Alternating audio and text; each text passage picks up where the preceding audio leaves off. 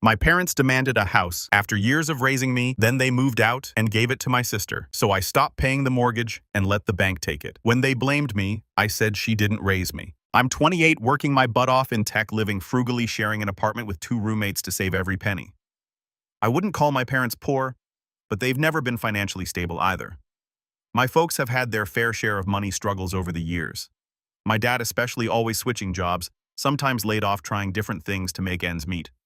They've always been on the edge of being okay and just barely scraping by, if you know what I mean. Growing up, my sister Perry and I didn't exactly have the same treatment. She's 3 years younger, and man, she's always been the favorite. They let her do whatever she wanted, like she could never really do any wrong. She dropped out of high school, didn't have any plans to go to college, and pretty much floated around doing odd jobs here and there.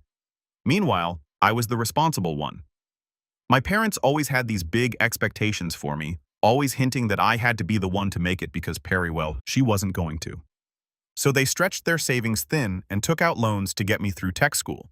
They made it clear that this was my shot to make something of myself, and they were counting on me to pull through. They were upfront about how they sacrificed for me, how they could have spent that money on themselves or saved it for retirement, but instead, they invested in my future. And honestly, I didn't see anything wrong with it back then. I figured, yeah, they're just doing what any parent would do. They wanted me to succeed, right? So I kept my head down and worked hard, thinking one day I'll pay them back and everything will be fine. After tech school, I landed a good job. It wasn't anything huge, but it was enough to start saving and paying back some of the student loans, which honestly was a weight off my shoulders. I'd send them some money here and there, not too much because I was still setting up my own life, but enough to help out. Every time I sent something, Dad would remind me of the big sacrifices they'd made, hinting that there was still more they deserved. This was mostly through subtle comments like, "Don't forget where you came from," or "Remember who got you here." Real subtle, but I got the message. Then one night, I'm back home visiting for a few days. It's the first time I've been able to take some real time off, and we're sitting around the dinner table just talking. Out of nowhere, Dad brings up how they're still renting and how it's tough not to have a place to call their own. He talks about the rent hikes, the noisy neighbors, how tiring it is to move every few years when the lease is up. Then he looks straight at me and says, "We're just wondering when we can stop living on rent and finally settle down, you know?" I kind of laugh it off, thinking he's just venting, but then he goes, "You should think about buying us a place, son. You're doing well now. We've done our part to get you here." I'm sitting there halfway through my meal, just blinking at him like, wait, what? It hit me that they were dead serious. My mom chimes in, all supportive, saying, "It would really mean the world to us. A place we can call our own. You're the only one who can make that dream come true." In that moment, I felt trapped. They were right there staring at me, and I didn't know what to say. On one hand, they did pay for my education and support me growing up, but on the other hand, buying a whole house for them, I just started my career, and here they were talking like I should already have enough saved up to buy them a house on top of my own expenses. I tried to laugh it off, saying, "Dad, I'm barely paying rent myself. I can't afford a house for me yet, let alone for you guys." But they brushed it off with a smile, and this knowing look like they believed I'd figure it out eventually. Over the next few months, they kept dropping hints. Every phone call, every time I'd visit, there'd be a comment like, "It would be so nice to settle down somewhere," or "All we want is a small place, nothing big." And they'd follow it up with the usual reminders about sacrifices, how they didn't have a choice but to drain their savings for my school, how much they went without. I couldn't even argue with them. Everything they were saying was true. They had put everything into my future, and they did make sacrifices. But it started to feel like they weren't giving me a choice either, like they were pushing me into a corner. Guilt was their tool, and they wielded it well. Eventually, I caved. After years of saving and cutting back, I managed to scrape together enough for a down payment. I wanted to do it for them, partly because I felt I owed them, but also because I thought it had finally put an end to all the guilt trips. So I bought them a house, nothing crazy, just a simple place in a quiet neighborhood. But it was theirs. I was still sharing an apartment, but I thought, this is a good thing. They'll finally be happy, and maybe now they'll let me live my life. For the first few months, they were thrilled.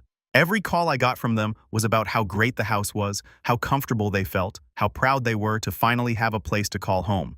They showed it off to their friends and family, and for once, it seemed like the constant pressure was lifted. They had their house, and I was finally free to start focusing on my own goals. But as much as I thought it would create distance, it didn't. The house only got brought up more. Mom would mention how they were making it a true home and all the little upgrades they wanted, hinting that it would be great if I could help out with those costs too. Dad would remind me of the mortgage payments, saying how we're all contributing to make this happen. It felt like every time I'd call there was something new they wanted to discuss about the house. Still, I kept paying the mortgage, sending extra money whenever I could so I could close it off sooner.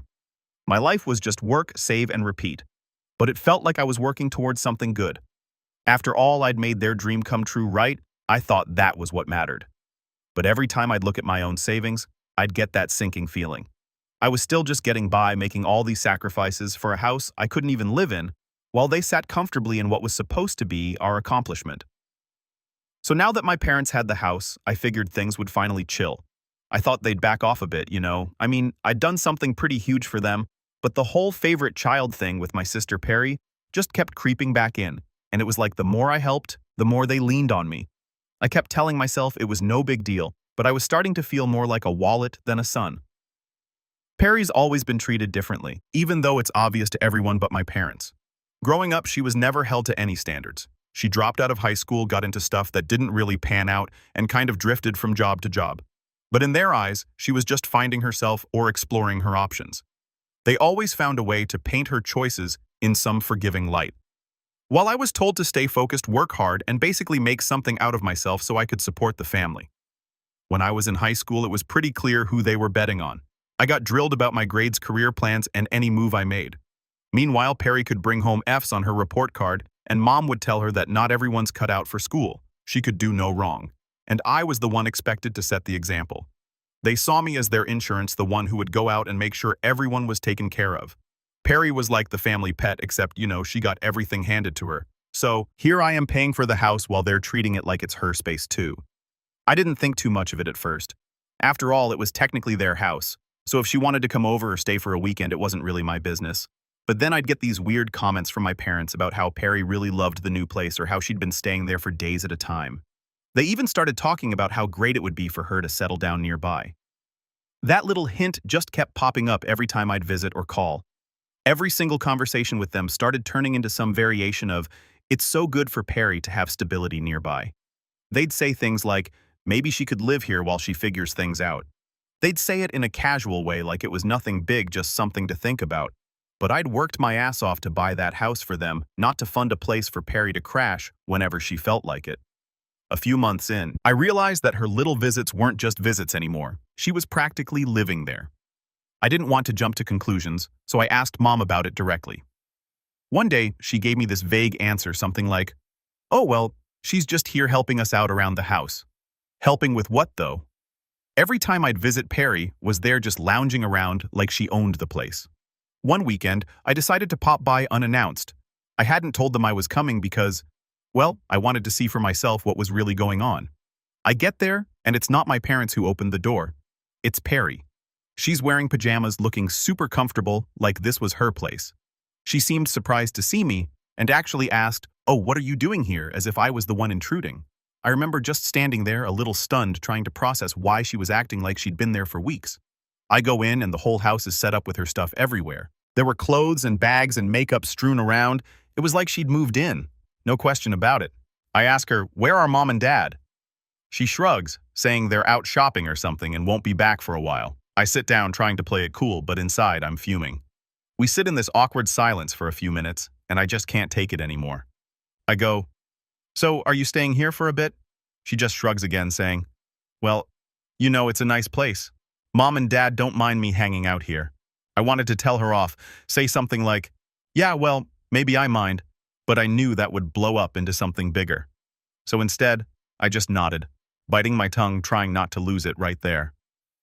When my parents came back, I brought it up casually, saying something like, "Hey, I didn't realize Perry was staying here." They just laughed it off, saying she needed a place to stay for a while because things weren't working out with her roommates. I knew exactly what that meant. She'd probably gotten kicked out or couldn't pay her part of the rent, but of course my parents would never actually say that. To them, it was just another harmless little adjustment in her life. Nothing was ever her fault. That night, we all sat down for dinner, and the entire time they kept praising her for helping them out around the house. I couldn't believe it.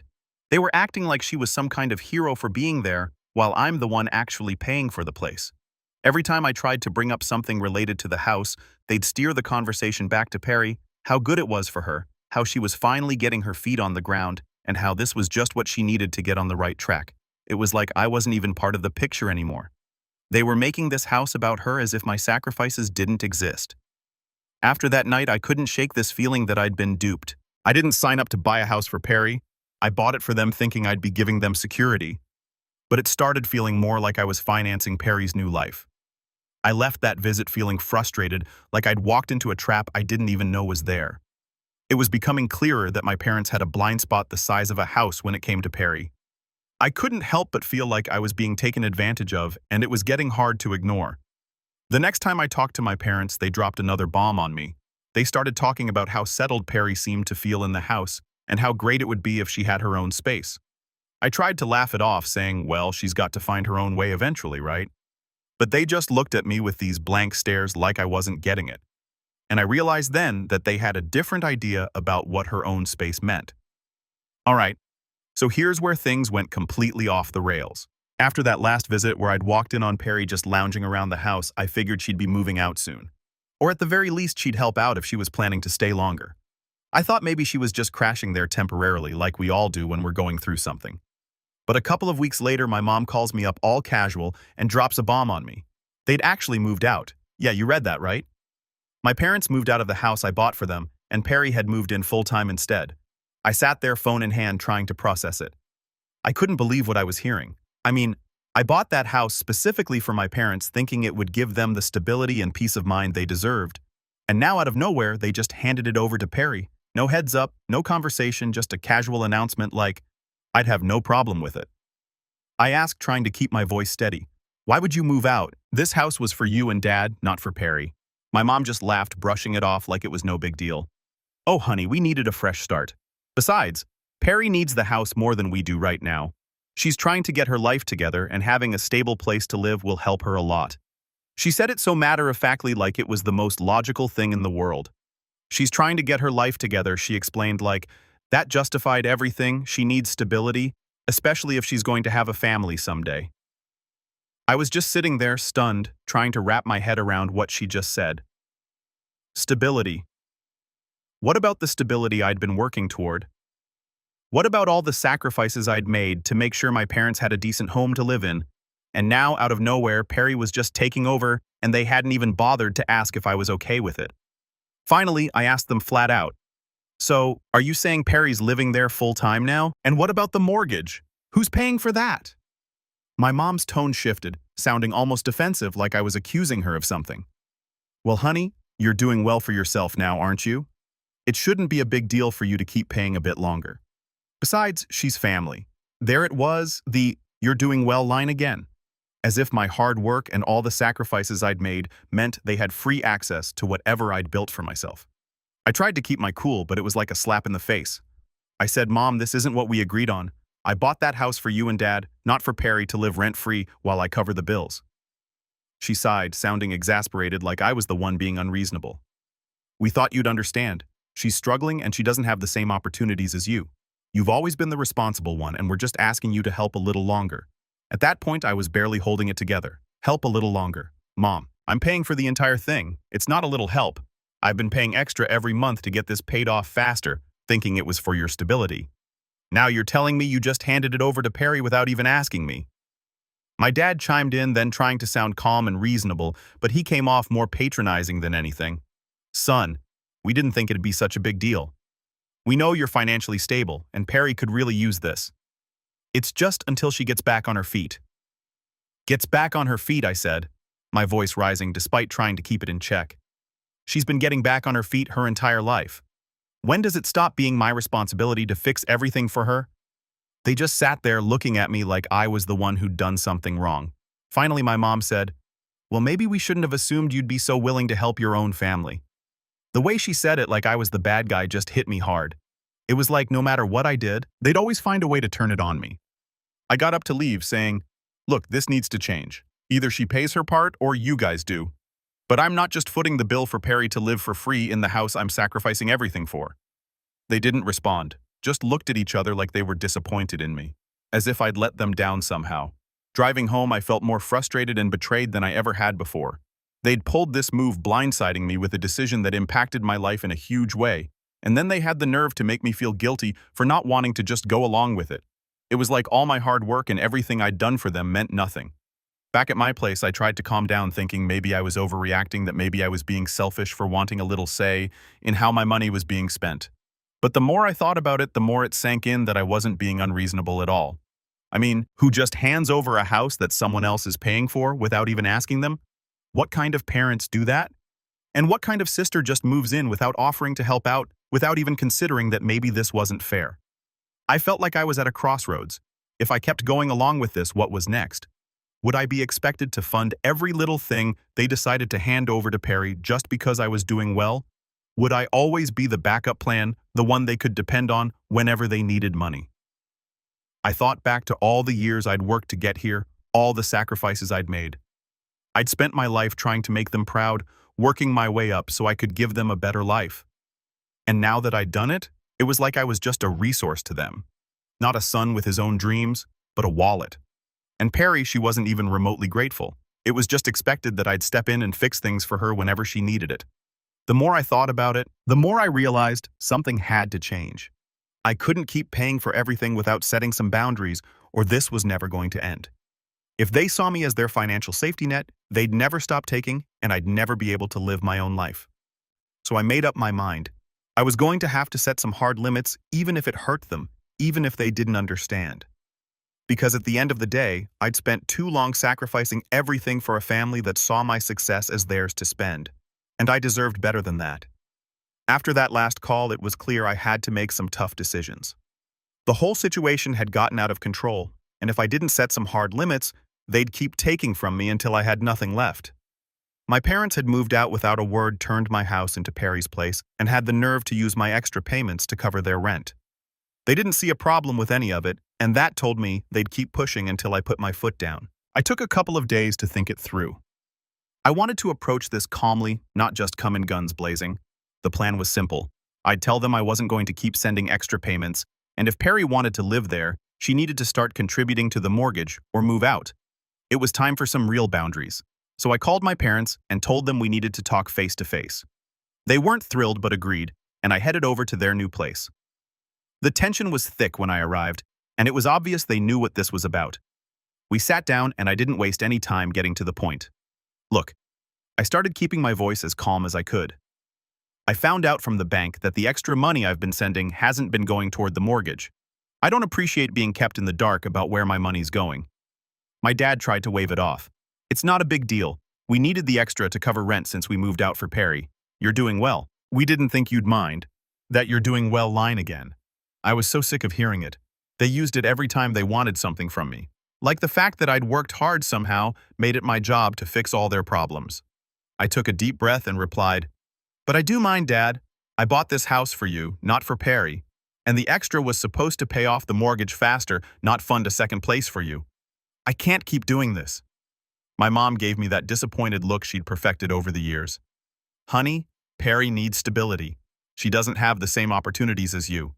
We thought you'd want to help your sister." I was so frustrated, I could feel my patience slipping. "Mom, I'm already helping. I bought the house, I've been paying the mortgage, and I even sent extra. But Perry's an adult. If she wants to live there, she needs to contribute. This isn't fair to me." Dad shook his head, looking annoyed. "You're being selfish. We've done so much for you. Isn't it time you gave a little back to the family?" I felt my temper rising, but I kept it together. I am giving back. I've been giving more than enough, but I have a right to set limits. And right now the limit is that I'm only paying the minimum mortgage from now on. If Perry's staying there, she needs to pitch in, or she has to find somewhere else to live. They both looked at me clearly unhappy, but I didn't back down. I'd rehearsed this in my head so many times that I knew exactly what I needed to say, and I wasn't going to let them guilt me into caving. "This isn't about not caring," I added. "It's about fairness. I worked hard to get here, and I deserve some respect for that. I'm happy to support you guys, but not like this." My mom sighed and tried one last time. "We thought you'd understand. Family takes care of each other. Family also respects each other," I replied, feeling more firm than ever.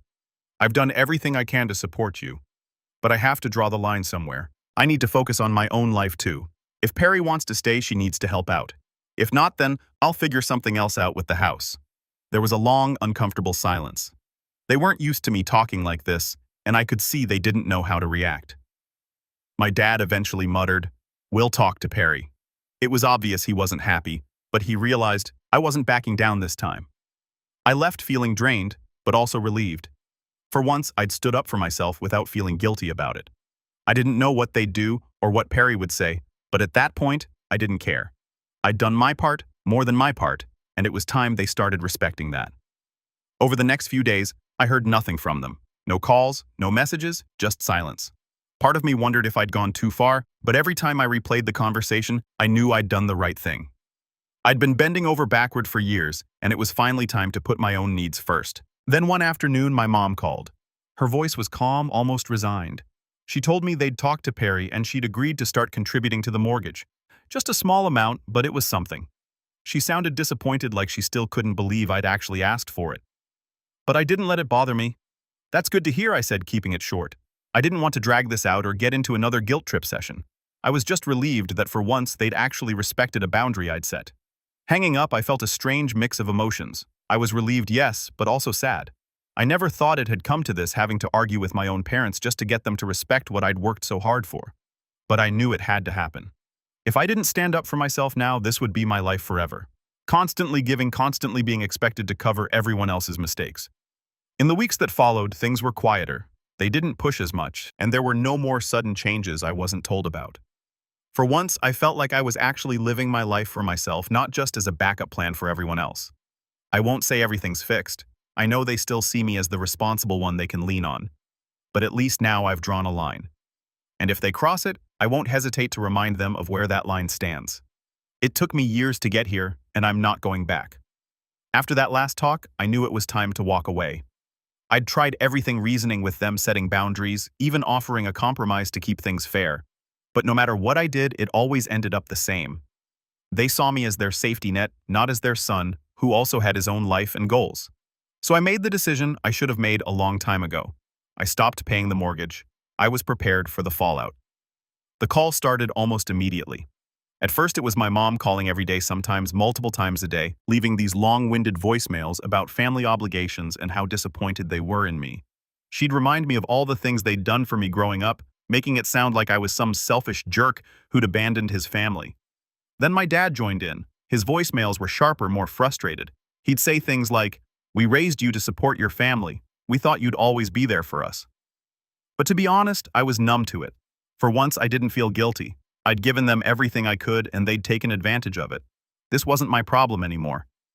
Eventually, when I kept ignoring their calls, they ran out of ways to reach me. But that didn't stop them. They started calling from different numbers, sometimes even borrowing friends' phones to try to catch me off guard. I'd see an unknown number pop up and hesitate just in case it was important. But sure enough, it would be another voicemail from my mom going on about how family doesn't abandon each other, trying to guilt-trip me right back into covering the mortgage. But this time I wasn't having it. I blocked every number I could recognize. And when new ones popped up, I blocked those too. I think what hit me the hardest was realizing that for them, this was normal. To them, family meant I'd endlessly give, no questions asked. It never crossed their minds that I might have my own life, my own dreams. They couldn't see me as anything other than a bank account with a voice on the other end of the line. With no one covering the mortgage, things unraveled quickly. Within a couple of months, the bank took over the house, and before long, they put it up for auction. I'd been expecting it, but there was a part of me that felt the sting. This was supposed to be the home I'd given to my parents, the home I'd sacrificed so much for, but after everything, it wasn't really my loss. They decided Perry was entitled to it. And I wasn't going to keep throwing money into a place I no longer had a say over. I'd had enough. When the house sold, Perry and her husband had to move out because they had no way of paying for it themselves. The call started coming from Perry too, though by then I'd already blocked her number. I didn't want to hear her story, didn't want to hear about how unfair it was that I was taking away her stability. She had been given every opportunity to step up, to help out, to at least take some responsibility, but she'd done none of that, and I wasn't going to listen to her whine about it. Then came the guilt-laden messages from my parents. Even after the house was gone, they didn't stop. They tried to make me feel like I'd betrayed them, calling me ungrateful and selfish, saying things like, "We never thought you'd just walk away from family." But to me, it felt like I'd done nothing but give to my family at the expense of my own life. All they saw was that the money had stopped flowing, and that was enough to make me the villain in their story. It didn't matter to them that I'd spent years sacrificing my own goals to support them, that I'd bought a house for them with money I could have used for myself. They didn't care that I was just trying to make a fair choice. To them, I'd become the bad guy the minute I started standing up for myself. Last I heard, my parents ended up renting a smaller place in a cheaper area. They couldn't afford to keep up the lifestyle they'd been used to, and Perry had to finally figure out a new plan for herself. From what I've gathered, my parents have had to make some cutbacks, but they're managing. And Perry, she isn't getting her usual handouts anymore. She's on her own for what feels like the first time in her life. As much as I might have felt guilty about it before now, I see it differently. She needed this wake-up call. Maybe now, without me as a fallback, she'll realize she has to put in her own work.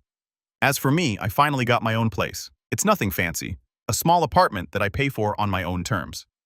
There's a kind of peace in it, knowing that this space belongs to me and that I'm not constantly working just to fund someone else's life. I'm finally able to start saving up for a future that belongs to me alone. The idea of having my own house someday, one that's truly mine, is a goal I'm actually excited about. Looking back, it's wild how long it took me to see the truth. For so many years, I told myself I was just doing what was right, that family meant giving everything you had. But somewhere along the way, family became a way for them to take and take without ever thinking about what it cost me. It's a harsh realization, but I needed it. I wasn't just their kid, I was their wallet. And as much as that hurt, it's helped me draw the line I should have drawn years ago. They say hindsight's 20/20. And I guess they're right. If I'd known how things would turn out, maybe I'd have handled things differently. But at the same time, maybe this was the only way for me to see the truth. All those years of guilt, all those sacrifices, I see now that it was more about control than love. They didn't want a son who was happy and independent. They wanted someone who'd take care of them without question. I don't know if they'll ever come to terms with what's happened. For all I know, I'll always be the selfish son who abandoned his family when they needed him. But honestly, I'm okay with that. They can think what they want, believe whatever story makes them feel better. But at the end of the day, I know I did the right thing by walking away. Now I'm finally free to focus on myself. I'm saving up, making plans, building a life that doesn't revolve around bailing anyone else out. For the first time, my future feels like it's mine. And I can't even describe how good it feels to know that the things I work for will actually go toward my own life, not just get swallowed up by someone else's needs. It's taken me a long time to get here, but I don't regret it. If anything, I'm grateful I finally saw the truth and had the strength to make a change. Family should be about love and respect, not obligation and sacrifice. And now I'm finally free to live by that.